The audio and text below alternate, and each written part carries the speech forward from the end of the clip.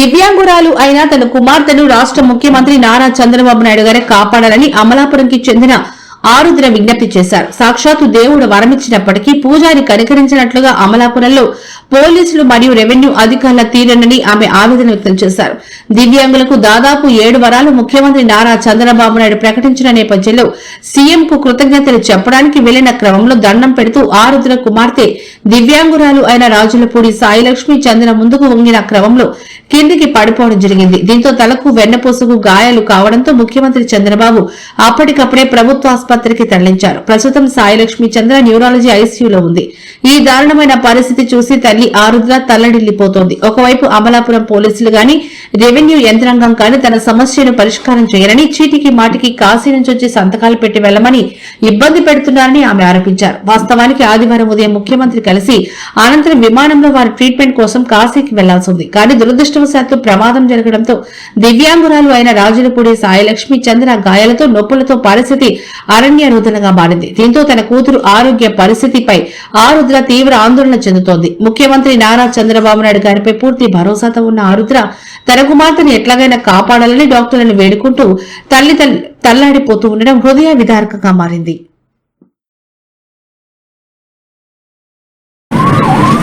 అందరికీ నమస్తే అండి. చంద్రబాబు గారికి అర్జీ ఇచ్చుకుందాం, ఆ ప్రాపర్టీ అమ్ముకునివ్వట్లేదు అనేసి నేను నా పాప టీడీపీ ఆఫీస్కి వచ్చామండి. కాకపోతే ఇక్కడ నేను బాబు గారితో మాట్లాడుతుంటే నా కూతురు బాబు గారి కాళ్ళకి నమస్కారం పెట్టబోయి పడిపోయింది. దానివల్ల ఇష్యూ ఇదైంది, దానికి సివియర్ అయిపోయింది. సో బాబు గారు అయితే ఇమీడియట్గా హాస్పిటల్లో జాయిన్ చేయమని పంపించారు. ఇంకా జనరల్ హాస్పిటల్కి తీసుకెళ్తున్నారండి. నాకేం చేయాలో ఏమీ అర్థం కావట్లేదండి. నా ప్రాపర్టీ అమ్ముకుంటే నాకు నాపుకి బిడ్డకి పరిస్థితి రాకపోను. ఈరోజు రిక్వెస్ట్ చేసుకోవడానికి వచ్చి నా బిడ్డ పరిస్థితి మళ్ళీ ఇదైంది. పాపం బాబు గారు అయితే మాత్రం దేవుళ్ళలాగా వెంటనే హాస్పిటల్ తీసుకెళ్ళమని చెప్పారు.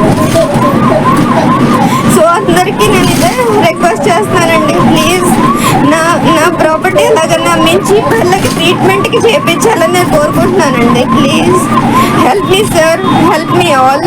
ఇంతవరకు వైసీపీ గవర్నమెంట్లో మేము అనుభవించిన నరకం చాలండి.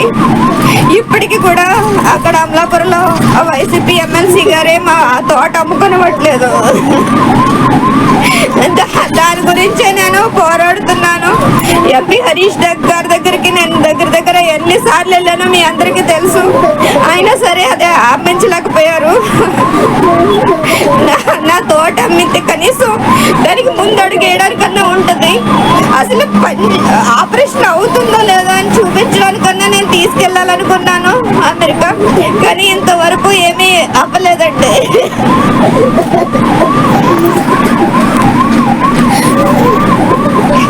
ఎప్పుడు ఇలా జరగలేదండి. నేను ఇన్నిసార్లు చంద్రబాబు గారిని కలవడానికి వచ్చాను, ఎప్పుడు ఇలా జరగలేదు. ఈసారి మాత్రం పాపం స్వీట్ అయిపోయింది కిచ్చి పిల్ల. ఇలా నేను అసలు కాశీ నుంచి రాకూడదు అనుకున్నాను దాని ట్రీట్మెంట్ వల్ల. ఏమో వీళ్ళు పోలీసులు ఎంఆర్ఓలు నా బిడ్డకి పరిష్కారం అయితే చేయరు, కానీ ఫోన్ల మీద ఫోన్లు మాత్రం చేస్తారు. ఎన్నిసార్లు నేను పిచ్చిదానిలాగా ఇది చేయాలో నాకు అర్థం కావట్లేదు. అనవసరంగా సెన్లే తీసుకొచ్చాను నేను. చక్కగా ఆయుర్వేదం చేయించుకుంటున్న పిల్లని నిజంగా దేవుళ్ళలాగా చంద్రబాబు గారు అడ్మిట్ చేయించారు, కానీ నాకేం బుర్ర పని చేయట్లేదు. పిల్లకి అలా అయిపోయింది. రేపొద్దు ఫ్లైట్కి వెళ్ళాలి మేము. అసలు ఏమో నాకు నిజంగా బుర్ర పని చేయట్లేదు. ఇక్కడ ఎలాగా విజయవాడ జీజీహెచ్లో బ్లాక్ అయిపోయాం. ఆ బిడ్డ పరిస్థితి బాగాలేదు. ఏం చేయాలో కూడా నాకు అర్థం కావట్లేదు. ఆ దేవుడు ఇట్లాగా చంద్రబాబు గారు నా బిడ్డకి ట్రీట్మెంట్ చేపిస్తారు. అసలు నాకేం తెలియట్లేదు.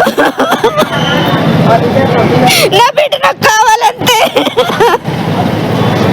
పువ్వుల నవ్వుతూ తీసుకొచ్చాను. ఈ అమలాపురం ఈ అమ్మారు వాళ్ళు నా బిడ్డకి న్యాయం అయితే చేయరు కానీ ఫోన్ మీద ఫోన్ చేసిన తింటారు. వాళ్ళు పరిష్కరించేసామని సంతకం కోసం పిలుచుతున్నారు తప్ప నాకు పరిష్కారం చేయలేదు. ఆ ముక్కే చంద్రబాబు గారికి చెప్పి వెళ్ళిపోదాం అనుకున్నా. ఈ లోపల ఎలా అయిపోయింది. నా ప్రాపర్టీ నాకు ఇప్పించండి మహాప్రభు అని ఏడుకుంటున్నాను నేను వైసీపీ గవర్నమెంట్ నుంచి కూడా. ఈ పోలీసులు ఏంటో నాకు అర్థం కావట్లేదు. దేవుడు వరమిచ్చిన పూజారి వరమివ్వట్లేదు. సాక్షాత్తు చంద్రబాబు గారి, రమణ గారికి, అందరికి ఈచ్ అండ్ ఎవ్రీ వన్ నాకు అందరికీ థ్యాంక్ యూ అండి. నా బిడ్డ నాకు బతికించండి. నా బిడ్డ నాకు కావాలి. నా బిడ్డ నాకు కావాలి. ఇక్కడ ఎవరు విజయవాడలో తెలియదు కూడా. విజయవాడ నాకు ఎవరు తెలియదు కూడా.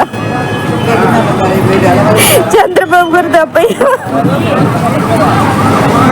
అయ్యో చంద్రబాబు గారు నా బిడ్డను కాపాడాలి. ఇప్పటిదాకా ఇన్నిసార్లు కాపాడి పువ్వులో తీసింది ఆయనే.